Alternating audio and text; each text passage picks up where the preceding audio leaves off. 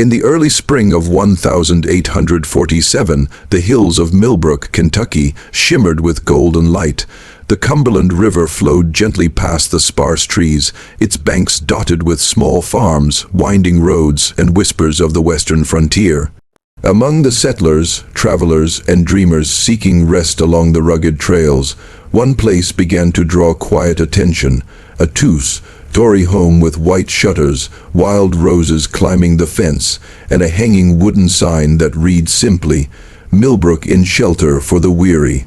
It was a humble yet inviting place run by two unmarried sisters in their 40s, Beatrice and Lillian Cunningham.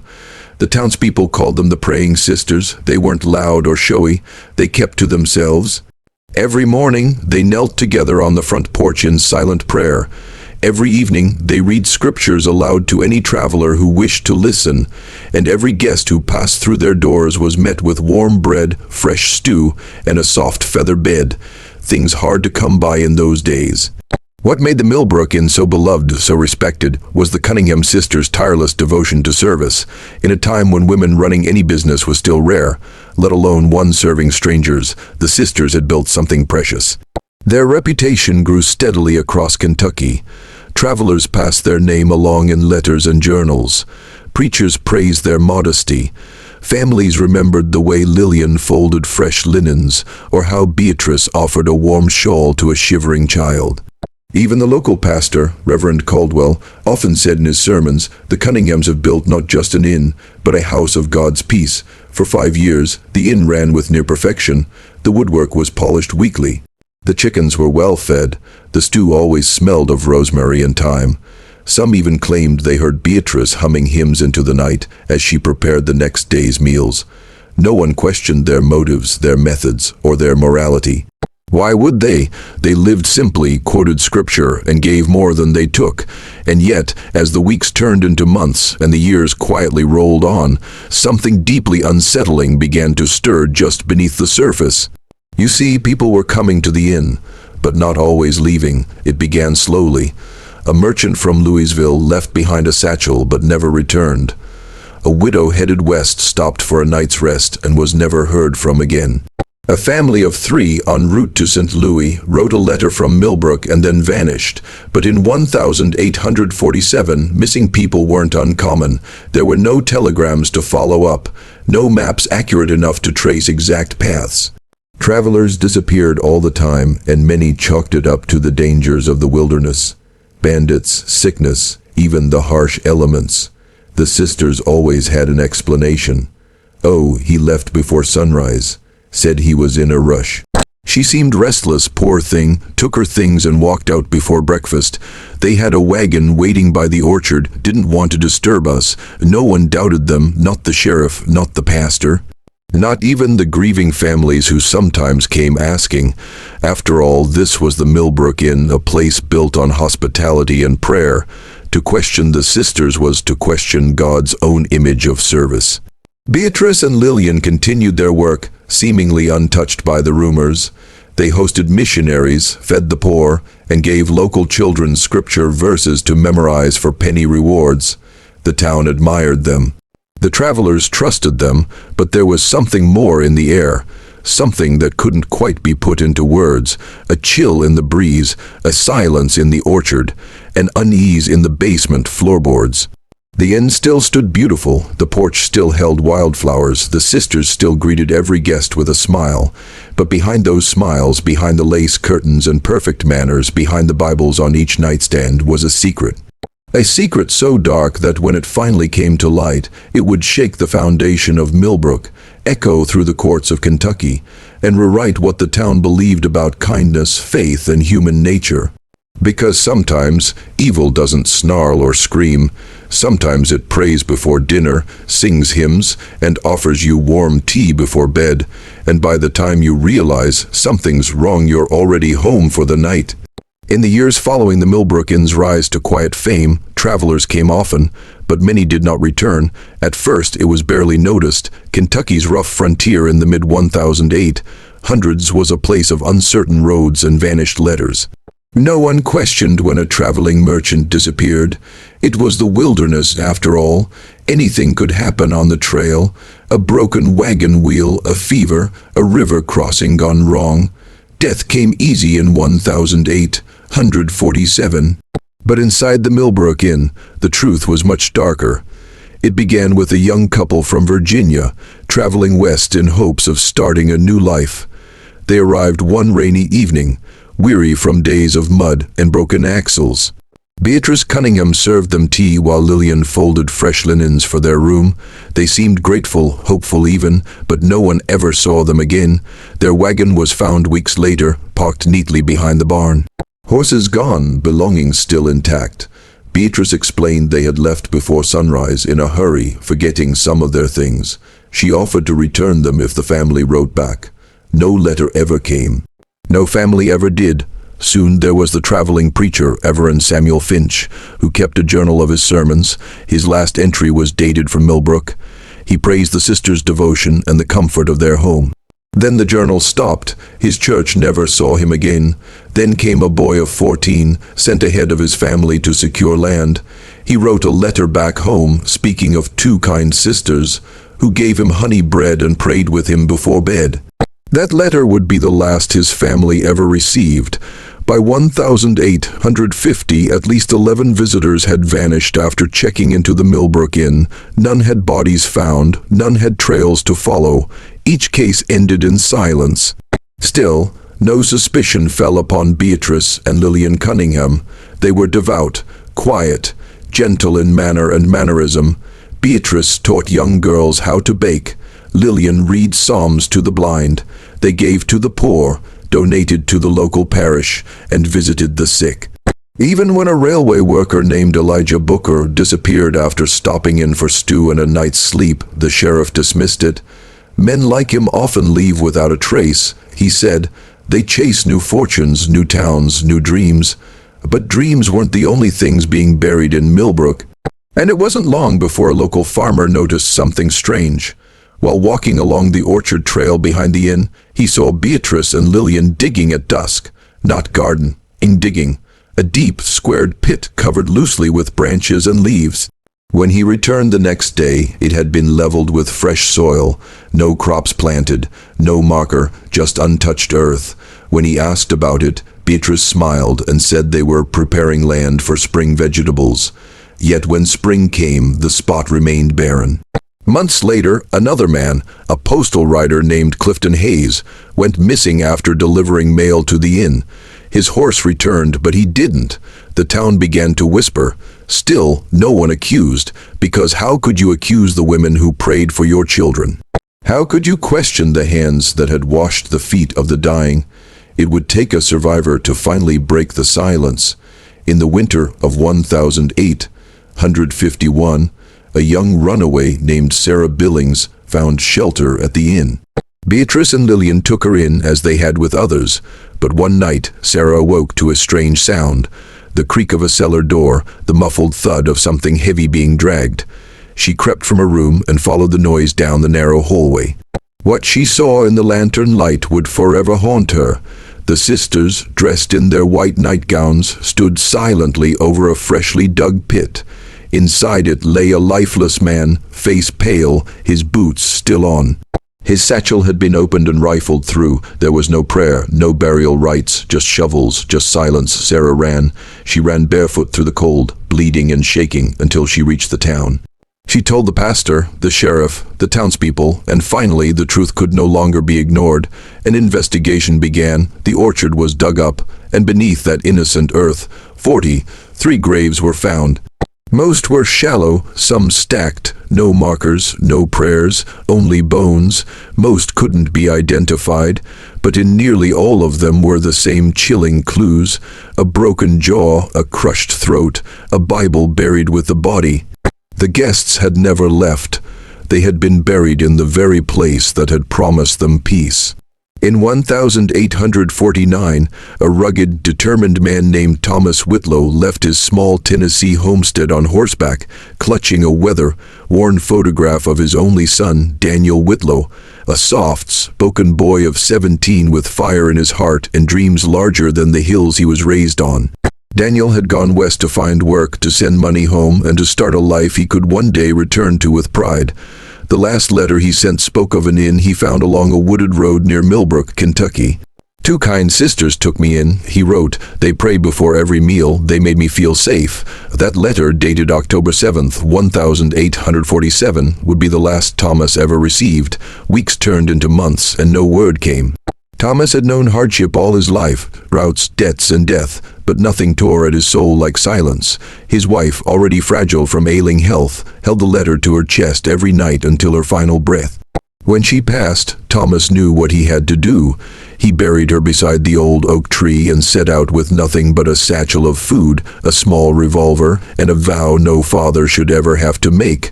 "I will find my son, or his truth." His journey was long. Through harsh rains and bitter wind, he asked questions in towns and taverns. Many hadn't heard of the Millbrook Inn, those who had gave nervous glances. Some said the Cunningham sisters were saints. Others said nothing at all. By the time Thomas reached Millbrook, he'd aged 10 years in body and 50 in soul. When he arrived at the inn, the two sisters welcomed him warmly. Beatrice offered him cider, while Lillian prepared a stew.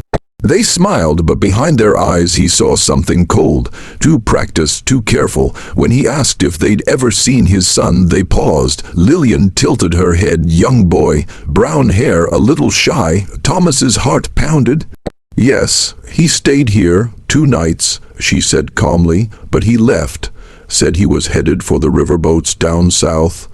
Thomas nodded, but something didn't sit right. He asked to see the guest ledger. Beatrice said they didn't keep one. That night, in the room they gave him, he could not sleep. He thought of his wife. He thought of Daniel's crooked smile and how he always tied his boots too tight. And then he thought of the orchard, the one he'd passed on the way in. The earth there looked unsettled. He rose before dawn and walked the perimeter. The wind carried a strange smell, soil and rot and something else.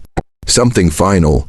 He returned to town and spoke with the blacksmith, the pastor, anyone who might listen. Some had stories, whispers of missing travelers, of sudden disappearances, of orchard trails that seemed too quiet. That same week, Thomas met a young girl named Sarah Billings, barely 15. She was thin, frightened, and had just escaped the inn herself.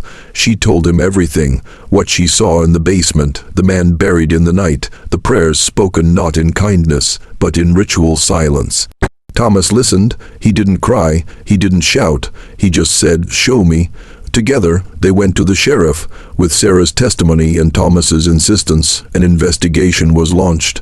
What they found shook the entire state of Kentucky. The orchard held grave after grave, 43 in total, many unmarked, some no more than skeletons bundled in old quilts. The authorities tried to identify as many as they could, but most had nothing. No documents, no wallets, just scraps of clothing and the occasional charm or boot buckle.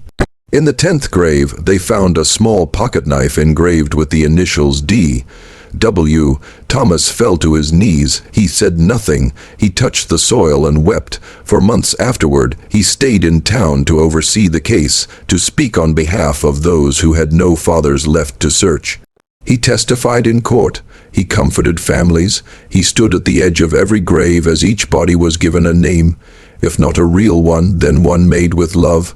And in the years that followed, he became a symbol, not of vengeance, but of persistence.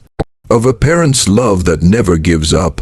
A man who rode into darkness with no promise of light, and still refused to turn back. Thomas never remarried. He never returned to Tennessee. He lived out his final days near the town where his son was lost, and where, finally, he was found. He was buried beside the orchard, not in it, but beside it, where he could stand eternal guard. In the spring of 1851, the quiet Kentucky town of Millbrook awoke to a horror it could never have imagined. The whisper of something dark had always loomed on the edges of conversation. Missing travelers, strange silences, a pair of sisters whose kindness felt rehearsed. But the truth would come like thunder on a clear day, shattering the calm that once defined the town. It began not with a scream, but with a shovel. Following testimony from a brave escapee and the relentless pursuit of justice by Thomas Whitlow, local authorities, armed with a warrant and heavy doubt, marched to the back orchard of the Millbrook Inn, owned and operated by Beatrice and Lillian Cunningham. What they found buried beneath the apple trees wasn't just soil and root, but bones, dozens of them. Each strike of the spade unearthed another secret, until finally the orchard gave up its dead. 43 shallow graves arranged in no pattern, no ceremony, and no respect. There were men and women, young and old, and heartbreakingly children. Some bore signs of blunt trauma. Others still wore their coats or boots. One clutched a locket with a faded portrait inside. The sheriff, a man who'd lived in Millbrook all his life, dropped his hat and fell to his knees. No one had expected this, not really. The Cunningham sisters had long been admired for their piety, their hospitality, and their gentle demeanor. Every Sunday, they sat in the front pew at church. They donated to orphanages. They quoted scripture at the dinner table, but the orchard told a different story, a darker one, and now the entire town was listening. News spread quickly. Within hours, people were gathering outside the inn, staring at the windows as if the house itself might confess. Journalists from Lexington and Louisville arrived within days. The Millbrook Inn, once considered a haven for travelers, became the centerpiece of Kentucky's most chilling murder case. The town split in two. There were those who refused to believe it, who said the sisters were framed or that the bodies must have been placed there by someone else. "They took my baby in when we had nowhere to go," one woman cried. "They nursed him through fever, they prayed for him," but others remembered things they had buried in their minds. The young boy who arrived with his uncle and was never seen again. The foreign couple who stayed for weeks and left in the middle of the night, without their belongings. The way Lillian smiled when asked about them, the way Beatrice deflected questions with eerie calm. Now it all came rushing back: regret, shame, suspicion. The town's mayor declared a week of mourning. Churches rang their bells each evening for the unnamed dead. Families from neighboring towns began pouring into Millbrook, hoping for answers about loved ones lost on the road in the past few years. Some found closure. Others found heartbreak. During the investigation, a deputy found a small leather-bound ledger tucked behind a loose brick in the basement. It wasn't an inn registry, it was a journal, written in neat, careful handwriting. It listed names, dates, and cryptic notes like "too inquisitive," "refuse to leave," or simply "next meal." Each line read like a death sentence, and though no confession was ever found, the evidence was overwhelming. The sisters were arrested. When questioned, they remained composed. "We served," Beatrice said. "We were chosen." Lillian simply repeated the same sentence over and over. "We offered peace to the lost." The town's spiritual leaders were shaken. If women so devoted to the church could be capable of such horror, what did it say about those who trusted them? One pastor told his congregation, "We must never confuse outward holiness with inward righteousness. Evil does not always wear a scowl, it often wears a smile." School was canceled for a month. The orchard was closed off, marked with wooden crosses and candles. The town erected a temporary memorial called the Garden of the Forgotten. Volunteers brought flowers, and children wrote notes on slips of paper. "I hope you find peace. You are not alone. We remember you." And in the center of it all stood Thomas Whitlow, quiet, tired, and resolute. He did not come for revenge, he came for truth, and now it stood in the open, raw and undeniable. Millbrook was never the same again. People locked their doors earlier. Travelers were treated with suspicion rather than smiles. But perhaps the greatest change wasn't fear, it was vigilance. The town learned that evil doesn't always roar.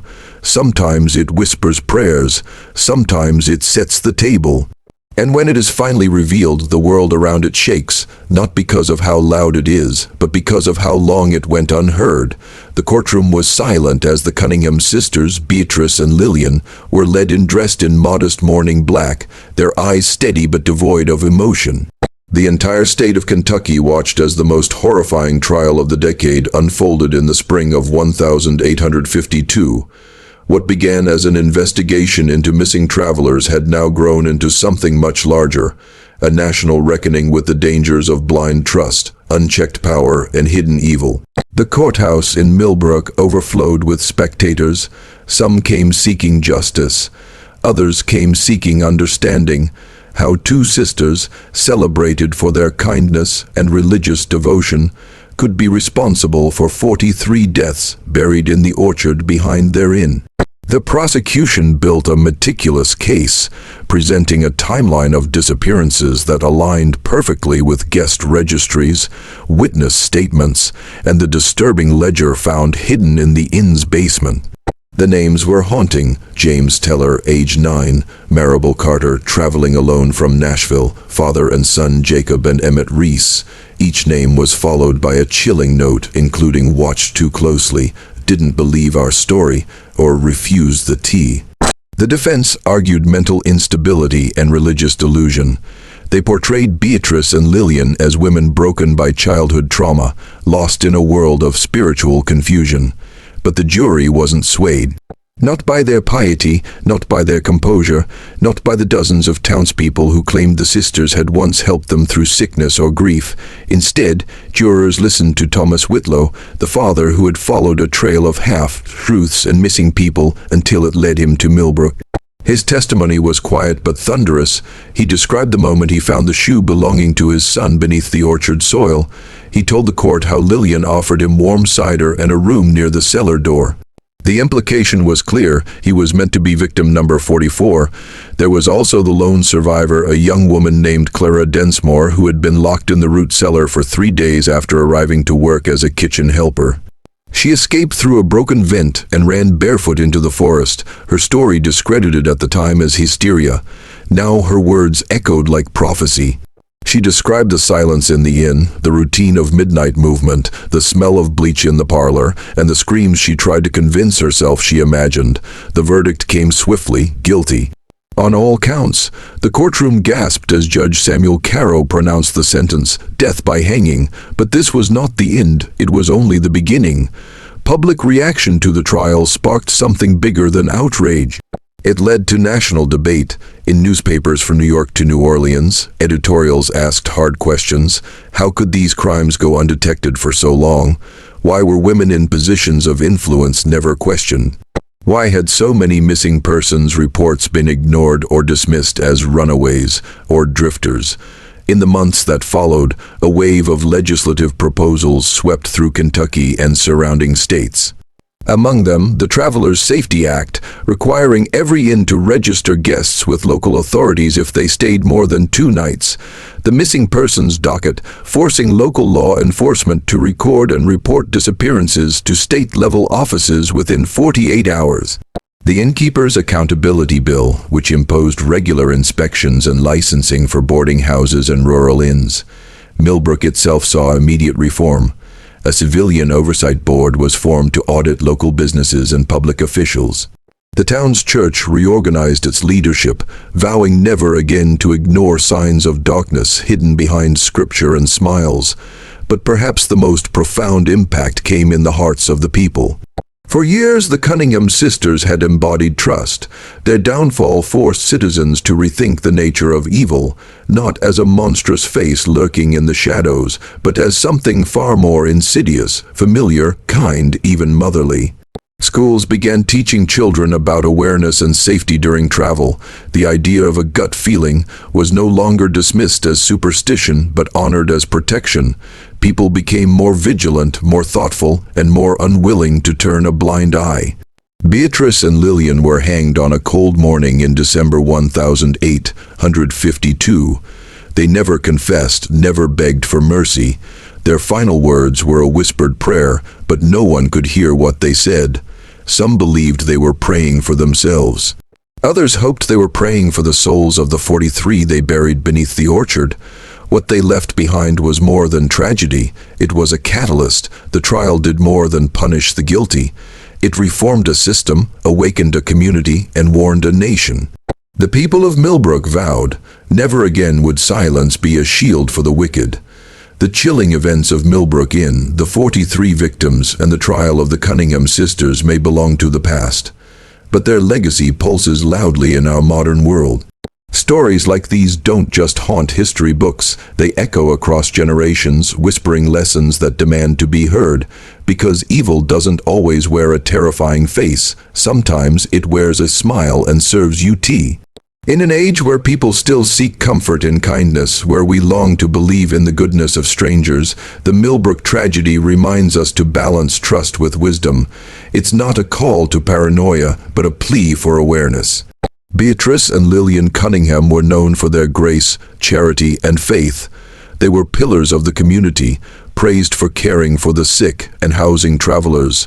But behind their gentle words and spiritual aura, they hid unthinkable cruelty.